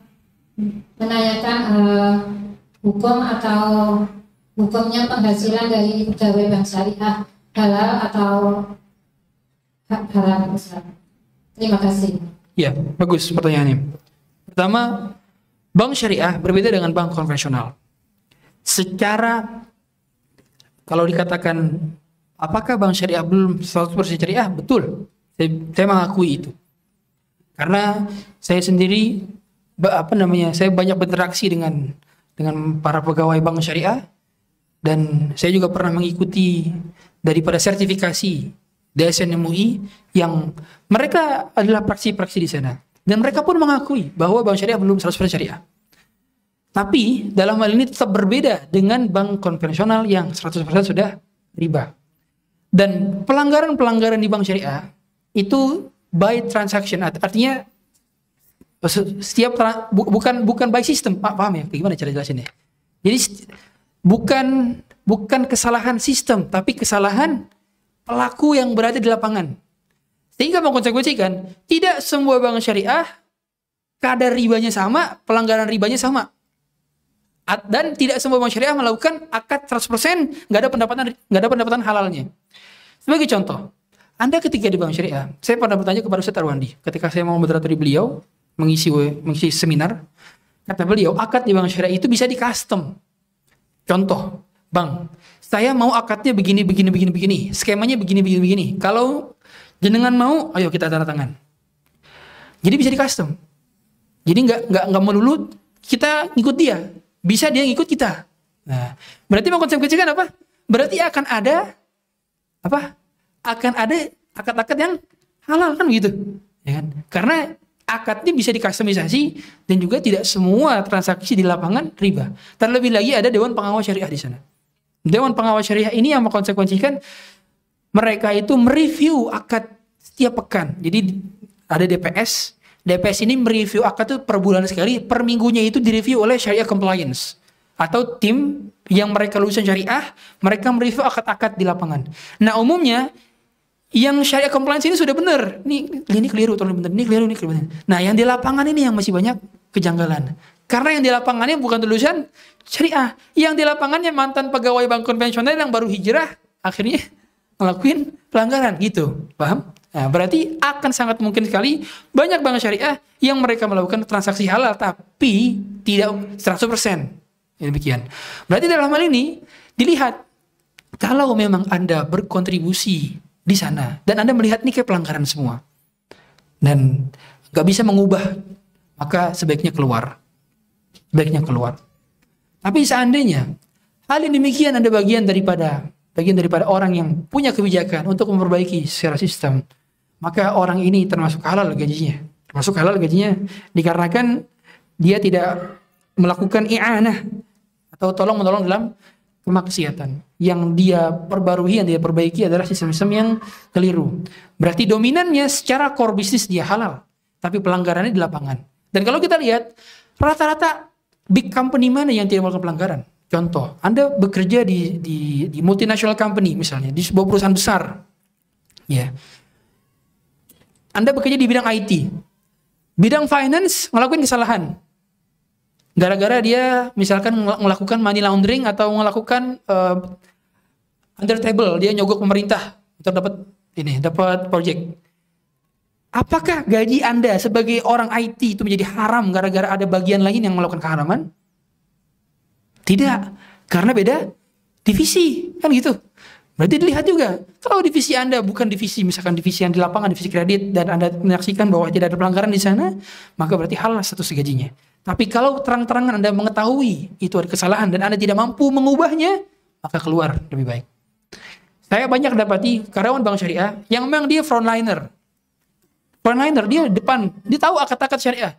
Bahkan kemarin saya di Aceh, saya bertemu dengan mantan manajer cabang atau kepala cabang KCB, kepala cabang di bank syariah. Dilihat, ini banyak transaksi fiktif. Tiap kali terjadi pembiayaan fiktif, dia tanda tanganin. Dia bilang, ini tanda tangan pembiayaan riba semua nih. Kata dia, saya desain Ustaz, karena saya nggak bisa ngubah, kata dia. Ya udah, itu lebih baik kata salah saya. Karena demikian berarti ketika Anda tidak mampu munkar di sana, maka ya udah, yang cari yang lain, orang lain. Nah, demikian makanya kita perlu mensadarkan. Dari mana? Dari grassroots, dari kajian-kajian untuk disadarkan kesadaran menghindari riba. Karena seandainya kita udah berloyal kepada syariah, kita sudah berloyal juga kepada hukum-hukum agama, ya pada akhirnya mereka juga akan kehilangan customer dan gak akan ada lagi yang melakukan peminjaman, pembiayaan di bank-bank konvensional, dan mereka akan membenahi diri juga bank syariahnya untuk menjadi sesuai dengan syariah 100%. Demikian Allah a'lam. Nah lagi, silakan. Bagi hasil yang produk dari syariah juga bagaimana? Ya, sukuk retail yang berada di bank-bank syariah itu umumnya menggunakan sukuk ijarah. Saya kalau belum tahu apa itu sukuk, ya. Sukuk itu kita membeli barang, membeli objek. Nanti dia beli kepada kita lagi. Dia menyewakan kepada kita, nanti dia akan buyback, dia akan beli aset yang telah kita beli atau bai'ul wafa namanya. Nah, umumnya yang berada di bank-bank syariah ini merujuk kepada fatwa DSN MUI. Sehingga kalau sukuk-sukuknya itu asetnya adalah aset yang berwujud betul real, betul-betul adalah lapangan, bukan aset fiktif, ya, maka hal demikian termasuk diperbolehkan. Tapi banyak sekali aset-aset yang kita lihat, contoh aset stadion Gelora Bung Karno. Ini nggak masuk akal. Gimana sebelum Bung Karno dijual aset negara? Nggak bisa. Secara peraturan perundang-undangan itu pun nggak bisa dijadikan aset yang jual beli. Jadi kalau aset-asetnya betul real, nah itu makanya kita harus jeli juga. Dan sebaiknya dalam produk-produk yang samar-samar semacam ini, saya sarankan kepada Anda untuk menghindarinya. Karena ini syubhat. Kita disuruh Rasulullah SAW menghindarkan syubhat. Faman ittaqa syubhat faqad istabra'a li dinihi wa 'irdihi. Siapa yang meninggalkan syubhat maka dia telah memuliakan agama dan kehormatannya. Nah, makanya dalam produk-produk yang baru-baru yang kita nggak ngerti akad-akadnya dan juga di lapangan seperti apa, maka hindarkan. Karena hal demikian adalah pengelabuan riba. Allahu a'lam. Silakan belakang. Assalamualaikum Ustaz. Mau bertanya, kalau misalkan saya menggunakan rekening lalu karena saya memiliki saldo rata-rata misalkan 1 juta gitu. Nah, nanti karena saya memiliki saldo rata-rata tersebut, saya bebas menarik tarik tunai di ATM manapun dan bebas biaya transfer ke bank manapun. Itu termasuk riba nggak ini? Iya. Ini ada sebagian bank syariah yang masih melakukan demikian, dan saya mempertanyakan kesyariahan daripada Dewan Pengawas Syariahnya, karena itu termasuk tiering. Tiering itu kalau Anda mencapai saldo semikian, maka Anda bisa dapat bonus sekian. Nah, itu sama saja kalau Anda mengutangin saya sekian, nanti kamu dapat bonus sekian. Kan gitu. Gak jauh beda kan? Sama kan? Berarti nggak boleh dimanfaatkan bonusnya. Tidak boleh dimanfaatkan bonusnya. Karena yang demikian berarti manfaat pada akad apa? Utang piutang. Karena ketika Anda nabung di bank itu Anda sedang meminjamkan kepada mereka. Ya, jadi akad kita menabung di bank itu adalah akad apa? Akad pinjam meminjam. Dari mana kita tahu pinjam meminjam? Dikarenakan uang kita diputar mereka untuk biaya administrasi mereka, biaya kebutuhan mereka, dan biaya dan seterusnya. Akhirnya uangnya bukan menjadi wadiah, tapi akadnya adalah hutang piutang atau qard. Yang demikian tidak boleh ada manfaat yang berada di dalamnya. Ya, wallahu alam. Tapi kalau misalkan emang ingin transfer dari bank tersebut yang mindahin duit itu gimana ya Ustaz? Karena kan pasti nggak bisa terhindar dari manfaat itu. Ya, kalau tidak diniatkan untuk mendapatkan manfaat maka tidak masalah. Atau lagi Ustaz, misalkan ada yang bekerja di supermarket gitu atau tempat makan, tapi ada customer yang membayar dengan kartu kredit gitu, apakah kasirnya ikutan mendapatkan dosa ribanya atau gimana? Pertama, setiap kali kasir atau apa namanya pihak ini ya, pihak merchant, maka hendaknya dia tidak menggunakan mesin EDC untuk untuk kartu kredit. Tapi kalau seandainya Anda bagian daripada kasir tersebut, Anda bagian daripada mbak-mbak kasir, ya, maka hal demikian Anda berlepas diri dari transaksi yang dilakukan tersebut. Jadi nggak tahu menahu, ya. Karena itu adalah merchant kepada buyer, merchant kepada customer. Anda hanya sebagai menjadi orang yang menerima pembayaran tersebut, apapun bentuk yang mereka lakukan. Dalam hal ini makanya kalau Anda sebagai orang yang punya department store atau punya toko-toko besar yang udah pakai mesin EDC itu ya, nah itu hendaknya nggak usah disediakan fitur untuk bayar pakai kartu kredit, karena berarti Anda ketika menyediakan fitur tersebut berarti sama saja memfasilitasi orang untuk berbuat kemaksiatan. Sebagaimana kata Allah Subhanahu wa taala, ta'awanu 'alal birri wat taqwa wa la ta'awanu 'alal itsmi wal 'udwan. Tolong-menolong dalam kebaikan dan kebenaran, jangan tolong-menolong dalam kemaksiatan dan dosa. Allahu a'lam. Silakan. Wah, banyak nih. Langsung aja Ustaz. Selama ini saya kerja, kemudian ada uang sisa dari kerja saya yang selalu saya belikan emas. Namun selama saya kerja, saya nggak pernah mencatat kapan saya belinya. Dan selama ini kalau saya berjakarta, itu saya selalu yang seperti Ustaz katakan selalu di bulan Ramadan, karena saya belum tahu bahwa itu harus di kalender Hijriah. Nah, sekarang solusinya apakah saya harus sholat taubat, ataukah yang kedua solusi untuk jangka mal saya di tahun 2024 ini seperti apa ya Ustaz? Terima kasih. Ya. Pertama, patokan daripada nisab itu bukan kita belinya kapan, tapi kapan mencapai 85 gram emas itu patokannya. Dilihat kira-kira saya pas kaya kapan nih? Nah, pas saya beli ini kapan ya? Dilihat tuh prediksi. Atau buka lagi galeri-galerinya. Oh, kemarin waktu itu saya jalan-jalan nih, umroh. Oh, berarti ini pas lagi kaya-kayanya nih. Nah, diestimasikan. Berarti umrohnya tahun 2015. Oh ya udah. Dilihat tuh kalendernya 2015 itu tahun berapa Hijriah? Bulan apa itu? Dilihat. Diestimasikan. Ya, jadi pada perkara-perkara yang kita nggak tahu kejelasannya kapan, maka kita hendaknya juga mengestimasikan kapan kira-kira mencapai nisab. Baru ditarik maju ke depan. Nah, kira-kira itu harta saya mencapai nisab terus ya tuh. Apakah harta saya selalu di bawah 85 gram emas atau di atas 85 gram emas? Kalau selama ini hartanya tidak pernah turun dari 85 gram emas, berarti selama Anda pernah kaya itu sampai sekarang berarti harus bayar zakat setiap tahunnya. Diqadha zakatnya. Ya. Kalau qadha zakat sepakat para ulama wajib. Kalau qadha salat masih ada sebagian para ulama mempersisikan. Mengapa? Karena begitu maha baiknya Allah. Pada perkara-perkara yang haknya kepada Allah, Allah Subhanahu wa taala masih menggugurkan kewajiban-kewajiban hamba yang dahulu dia tidak salat akhirnya tidak diqadha. Tapi pada kewajiban kepada sama manusia, ini kan harta orang lain, ada harta fakir miskin, ada harta anak, ada harta gharimin, ada harta fisabilillah, ada harta ibnu sabil yang berada dalam harta Anda. Mengkonsekuensikan berarti itu hak mereka, hak sama manusia. Berarti Anda wajib mengeluarkan zakat yang diqadha di tahun-tahun sebelumnya. Diestimasikan, tinggal kalau misalkan bilangannya ragu-ragu, dicari bilangan yang paling aman. Contoh, kayaknya saya hartanya 1 miliar deh. 1 miliar apa 2 miliar ya? Maka diambil yang paling besar, 2 miliar. Karena bilangan yang paling besar itu adalah bilangan yang aman.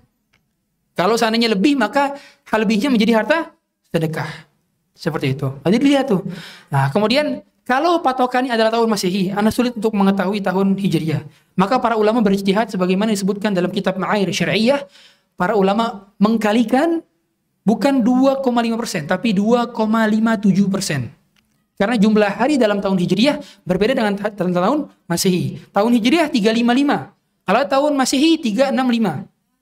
Sehingga perkaliannya 357. 2,57%. Jadi kali 2,57% perkaliannya. Dalam hal ini berarti diprediksi dulu, diketahui dulu, dilihat dulu kapan pertama mencapai nisab. Yang kedua, berapa kira-kira harta per tahun yang stabil. Dilihat, oh rata-rata kayaknya per tahun saya nggak pernah kurang dari 500 juta misalnya. Akhirnya ya udahlah dikeluarkan tuh 2,57% dari tahun, misalnya dari tahun 2015 misalkan sampai tahun 2024 nih. Nggak pernah kurang dari segitu, dikali-kali 2,57%. Seperti itu cara menghitung zakatnya. Wallahu a'lam. Ada lagi? Silakan.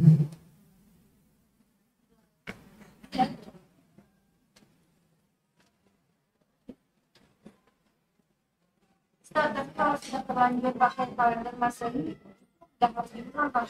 Tidak harus hilang. Assalamualaikum Ustaz. Assalamualaikum warahmatullahi wabarakatuh. Ustaz, bagaimana hukumnya kalau umpamanya kita pergi haji, terus apabila kita kekurangan uang, kita menukar uang di money changer, dan ada juga travel yang saya dekat, si ibunya ini meminta kepada jemaahnya kalau ada yang kurang dari dia nanti digantikan di Jakarta, pas di Indonesia dan digantinya. Itu apa hukumnya? Riba atau gimana ya? Misalkan kita lagi ibadah tuh habis itu, tapi riba kan sayang juga kalau nggak tahu. Dan satu lagi, bisa bagaimana apakah kalau harta yang digadaikan itu kan dia diam digadai, apakah wajib zakatnya juga, menjakatkannya juga tiap tahun atau bagaimana Ustaz? Terima kasih Ustaz. Ya. Pertama, ketika Anda menukar uang di money changer, yang menjadi patokannya itu adalah yang berakad. Berarti dalam ini kalau Anda menitipkan kepada pihak travel untuk menukarkan uang Anda ke money changer, berarti yang dilihat di sana apakah itu on the spot atau tidak, kan gitu. Oh, itu on the spot. Ya udah, berarti patokannya itu sah sebagai akad. Adapun akad Anda dengan pihak travel itu bukan akad tukar menukar, tapi akad apa? Menitip. Nah, akad wakalah namanya. Akad wakalah nggak masalah, ada penundaan. Misalnya tadi, oh kurang ntar ya, nanti kurangnya ntar dikasih di Indonesia misalnya.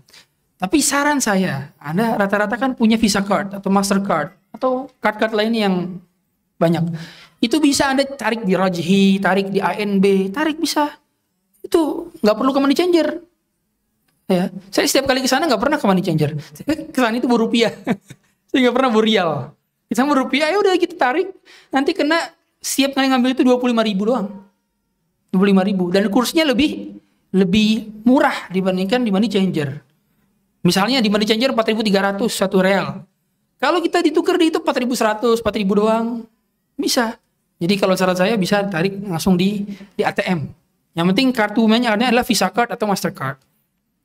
Seperti itu. Wallahu a'lam. Oh iya, gadai. Pertama, kalau barang gadai. Nah, barang gadai Kalau barangnya itu bukan barang yang ada komoditas zakatnya, contoh rumah, mobil, itu nggak ada zakatnya. Rumah, mobil itu nggak ada zakatnya. Harta zakat itu apa? Perhiasan, tabungan, tuh ya, ada zakat. Uang tuh ada zakat. Adapun harta barang gada yang itu tidak ada zakatnya, kecuali harta yang menjadi barang dagang. Barang dagang itu masuk zakat perdagangan. Contoh, Anda punya mobil 100, semuanya diperjualbelikan di showroom. Berarti termasuk bagian daripada harta barang dagangan yang dizakatkan nantinya ketika sudah mencapai haul dan nisab. Tapi kalau Anda punya mobil 100, semuanya untuk koleksi. Sebanyak apapun punya mobil, kalau semuanya untuk koleksi, nggak keluar zakat. Sebanyak mobil yang tanah, kalau punya untuk yang koleksi, nggak keluar zakat. Nggak keluar zakat. Karena tanah, mobil, rumah itu tidak ada zakat kalau tidak diperjualbelikan. Ya, karena dia aset yang bukan ke dalam komoditas zakat. Kalau dia diperjualbelikan, maka masuk zakat perdagangan. Kalau zakat perdagangan berarti dilihat apakah dia termasuk barang dagang atau bukan. Kalau barang dagang maka dikonversikan yang menjadi harta itu ketika dijual berapa, kemudian kita menzakatkan bukan zakat tanahnya, bukan zakat mobilnya.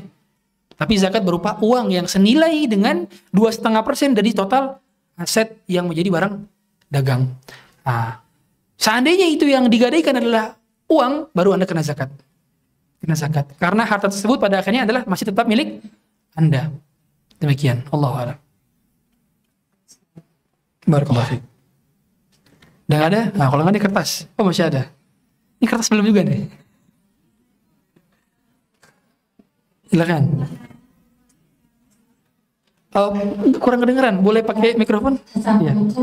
Ustaz, kalau rumah yang kita beli bersama suami, nah udah gitu rumah itu dibuka, kita bikin usaha, yang usaha kos-kosan gitu ya. Nah itu uangnya itu istrinya penggunaannya bagaimana ya? Istrinya untuk menggunakan itu uang itu dari hasil hasil uang kos itu. Dan biasanya saya itu kalau ngejakatin itu setiap bulan gitu loh. Itu gimana tuh? Iya. Ketika Anda beli rumah bersama suami, berarti ada kepemilikan bersama pada aset tersebut. Dilihat berapa aset milik Anda, berapa aset milik suami. Misalnya 50-50. Misalnya harga rumahnya 1 miliar. Anda menyumbang 500 juta, suami menyumbang 500 juta. Kemudian rumah tersebut disewakan. Berarti setiap dari hasil sewa tersebut, Anda punya hak 50% misalnya dari hasil sewa tersebut. Yang Anda zakati adalah hasil sewanya saja. Itu pun kalau mencapai nisabnya. Kalau disewakan misalkan, rumahnya per tahun misalnya cuma 70 juta. Saya tanya, 70 juta mencapai nisab atau belum? Belum. Berarti nggak perlu zakat. Tapi kalau hartanya asetnya misalkan, rumahnya seharga 1 miliar dulu, tapi rumahnya di Pondok Indah. Yang setahunnya bisa 150 juta. Nah, kena zakat gak tuh? Kena 150 juta dikali 2,5%. Jadi zakat pada komoditas yang disewakan itu hanya pada hasil sewa. Bukan objeknya yang disewakan, tapi hasil sewanya. Berapa uang yang dihasilkan dari penyewaan tersebut. Nah, itu kalau mencapai nisab maka dikeluarkan zakatnya. Dan digabungkan dengan harta tabungan. Bisa satu lagi. Itu kan tidak mencatat biaya saya berapa misalnya, itu suami berapa, tapi ada duit benar, jadi bagus gitu. Ya, diestimasi berdua. Ngomong, Pak, sini Pak, kita berunding. Kemarin Papa punya uang berapa? Coba ingat-ingat Pak. Nah, diputar lagi memorinya. Dan seterusnya. Jadi harus kita estimasikan. Dan dapat misalkan angka estimasi. Oke, estimasi 30. Tapi yang jelas, kadang-kadang begini, persentase saham itu berbeda dengan bagi hasil. Jadi contoh, oke sahamnya misalkan 50-50. Tapi bagi hasil 30-70. Atau 45-55. Atau 50-50. Beda-beda itu. Karena bagi hasil itu sesuai dengan kesepakatan. Adapun saham itu sesuai dengan persentase kepemilikan. Jadi nggak harus sama. Nggak harus sahamnya 50-50, bagi hasil 50-50. Nggak harus. Yang harus itu adalah ketika menanggung kerugian. Nah itu baru. Harus sesuai dengan persentase jumlah saham. Contoh, tadi misalkan 50-50. Berarti kalau ada kerusakan ditanggung oleh berdua. Persentasenya berapa? 50. Tapi dalam pembagian hasil, bagi hasil sesuai dengan marginnya, profitnya, keuntungannya, itu dibagian sesuai dengan kesepakatan. Nggak harus sesuai dengan persentase saham. Ya, yang jelas Anda berapa dapat dari sana, maka harta tersebut dimasukkan ke dalam harta tabungan, dan kalau mencapai nisab maka dikeluarkan zakatnya. Demikian. Allahu a'lam. Udah cukup? Baik, saya baca dari kertas. Saya habis ini ngisi lagi di Gatot Subroto. Pada banyak banget. Nah, saya baca semampu saya, insyaallah. Saya mempunyai beberapa rumah. Beberapa dari rumah tersebut saya sertifikatkan atas nama suami, tapi bukan saya ngasih suami, hanya numpang nama saja. Apakah termasuk saya ngasih suami? Bagaimana sebaiknya yang saya lakukan? Tidak termasuk. Anda tidak termasuk ngasih suami kalau tidak niat. Berarti suami cuma numpang nama saja supaya tidak kena pajak penghasilan. Bagaimana hukumnya soal arisan untuk ibadah umroh? Pertama, umroh itu adalah beban bagi orang yang sudah mampu. Kalau kita, itu kan sama aja berhutang untuk umroh. Ya. Maka sebaiknya nabung umroh, bukan hutang umroh. Oleh karenanya, dalam ibadah semacam ini, saya sangat tidak menganjurkan Bapak Ibu untuk berhutang. Karena kita sama saja membebankan kepada diri kita atas apa yang belum Allah bebani kepada kita. Hal demikian termasuk kemakruhan. Kata Syekh Utsaimin termasuk takalluf. Takalluf itu membebani kepada diri sendiri padahal belum Allah bebani. Nah, itu termasuk takalluf. Sekitar 25 tahun yang lalu, A terpakai uang B, yang B titipkan kepada si A. Bagi B tidak permasalahkan dan tidak pernah ada akad pinjam-meminjam. Saat ini B ternyata mengingatkan kembali kalau uangnya pernah dipakai oleh si A untuk mengembalikannya. Apakah dibayar sama seperti waktu dipakai atau dikonversi dulu ke emas zaman itu? Kalau dipakai, bukan dipakai artinya dipakai untuk beli, pakai untuk bisnis, itu namanya hutang. Kalau contoh begini, saya nitipkan kamu ya uang ini, kamu boleh pakai, itu namanya hutang. Kalau saya bilang, saya titipkan kepada kamu ya, tapi kamu nggak boleh pakai dan nggak dipakai, namanya wadiah. Kalau wadiah itu boleh kita dapat manfaat dari dia, karena dia bukan akad hutang piutang. Jadi yang membedakan akad hutang piutang dengan akad titipan adalah kalau kita menitip tapi kita mempersilahkan yang dititip itu untuk menggunakan hartanya, maka itu berubah menjadi akad hutang piutang. Tapi kalau dia nggak menggunakan sama sekali, dia menitip doang, namanya akad wadiah atau akad titipan. Nah, sehingga dalam ini akad hutang piutang. Dilihat berapa inflasinya. Kalau inflasinya di bawah 30%, maka berarti yang menanggung kerugian adalah Anda sebagai pemberi hutang. Kalau konversinya adalah 30-60% inflasinya, berarti kerugian daripada inflasi tersebut ditanggung oleh berdua. Kalau inflasinya 60% ke atas, maka yang menanggungnya adalah pihak yang berhutang. Itu ketentuan fatwa ulama yang dijelaskan oleh para ulama di dalam konversi Majmu' Fiqih Al-Islami atau Majmu' Fiqih Ad-Duali. Apabila suami istri bercerai, kemudian ada aset yang dikuasai suami saat masih berusaha bersama, suami bilang sama istrinya, uang hasil kerjanya ditabung dipakai usaha suami, dan minta sama istri untuk memenuhi semua kebutuhan rumah tangga istri bisnis. Dan saat masih bersama usahanya juga berhasil, tapi tetap istri tidak dikasih dengan alasan untuk perhiasan usaha. Dalam beberapa tahun bercerai dan anak-anaknya ikut istri ibunya. Kemudian bagaimana dengan usaha gonogini ini dan istri juga ikut andil dalam usaha tersebut? Tidak, tapi istri tidak dikasih spesial pun. Mohon penjelasannya. Dilihat pada dasarnya, dan ini kalau semacam ini sebaiknya pengadilan. Iya, patokannya ke pengadilan. Karena hakim yang memutuskan berapa nanti harta milik Anda, berapa harta milik Anda. Karena kalau ke saya nggak bisa memutuskan, saya bukan hakim. Makanya saya nggak jadi tim ses karena takut jadiin hakim. Oleh karenanya hal demikian itu diurusnya ke pengadilan agama, ditentukan berapa persentase milik Anda, berapa persentase milik Anda. Nah, akhirnya barulah dicari solusi untuk dibagi hartanya secara berdua. Kalau di pengadilan agama, di hukum kompilasi Islam itu langsung dibagi 50-50. Nah, yang demikian termasuk keliru ya. Tapi hendaknya kita menggunakan hukum positif dalam hal ini supaya lebih clear. Karena kalau ngotot-ngototan doang, apalagi nggak ada win-win solution, maka akhirnya ribut dan nggak ada kejelasan. Semoga Allah, amin, apabila masjid yang dibangun didanai oleh bank konvensional, apakah sholat, masjid, itikaf, dan ibadah lainnya di masjid tersebut sah? Khilaf para ulama. Masjid yang dibangun oleh bank konvensional, para ulama khilaf. Ada ulama yang menganggap itu sebagai sholat di atas tanah yang maghsubah, tanah di atas yang menjadi tanah sengketa. Dan ada ulama yang menyebutkan bahwa itu adalah makruh hukum sholat di sana. Makruh hukum sholat di sana. Dan yang sebaiknya adalah menghindari.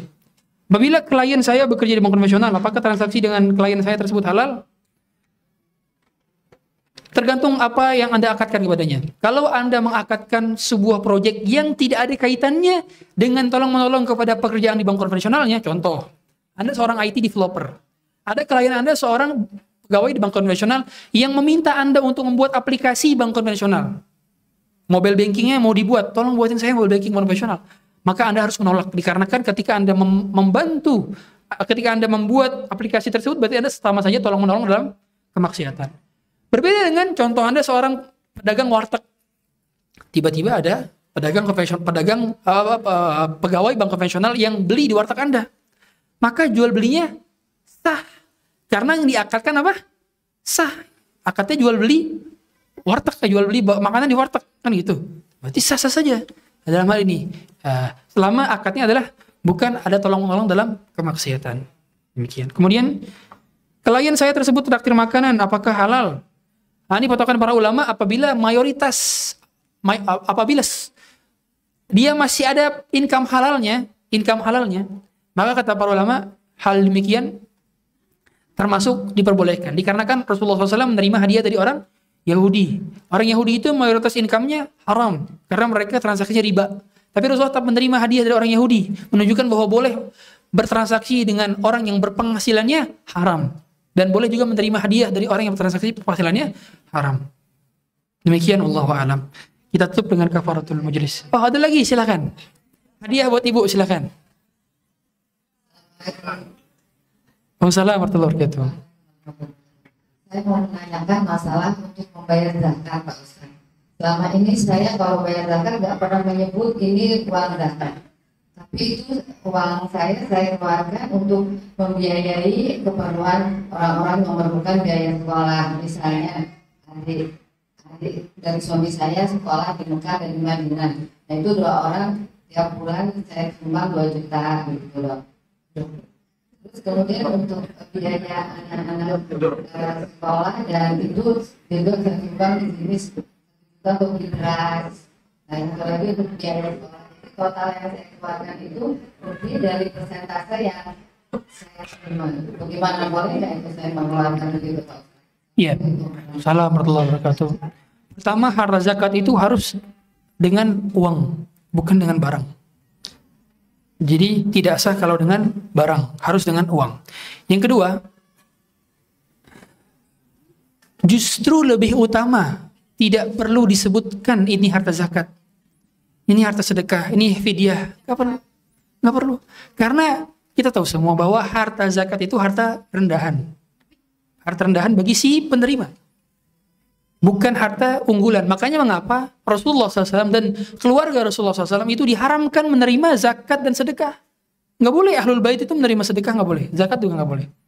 Dan sebaiknya makanya kalau kita memberikan zakat kita nggak perlu kasih tahu, Bu ini zakat saya, ini sedekah saya, ini fidyah saya, nggak perlu. Kasih saja langsung. Ini ada namanya fikih donasi. Termasuk misalkan Anda harus butuh dokumentasi. Dalam dokumentasi tersebut ketika diposting harus ditutup wajah penerimanya, diblurkan wajah penerimanya. Karena menjadi penerima itu berat. Tidak mudah. Menjadi penerima yang difoto, yang diketahui ini harta zakat. Oh, kasihan sekali saya berarti menerima ini. Demikian. Makanya dalam fikih ini termasuk keutamaan adalah tidak memberitahu bahwa itu ada harta zakat. Demikian. Allahu a'lam. Iya. Ya. Boleh asal itu dikasih ke dianya berupa uang. Ya. Ya. Entah dia nanti gunakan untuk apa, itu kita enggak ya, betul. Betul. Selama kita mengasihnya uang, maka digunakan untuk apa oleh dia, maka itu kewenangan bagi dia. Kita tetap zakat kita sah. Ya. Sama-sama. Demikian mungkin dapat kami sampaikan. Kita tutup dengan kafaratul majlis. Subhanakallahumma bihamdika asyhadu an la ilaha illa anta astaghfiruka wa atubu ilaik. Sallallahu alaihi wa sallam. Assalamualaikum warahmatullahi wabarakatuh.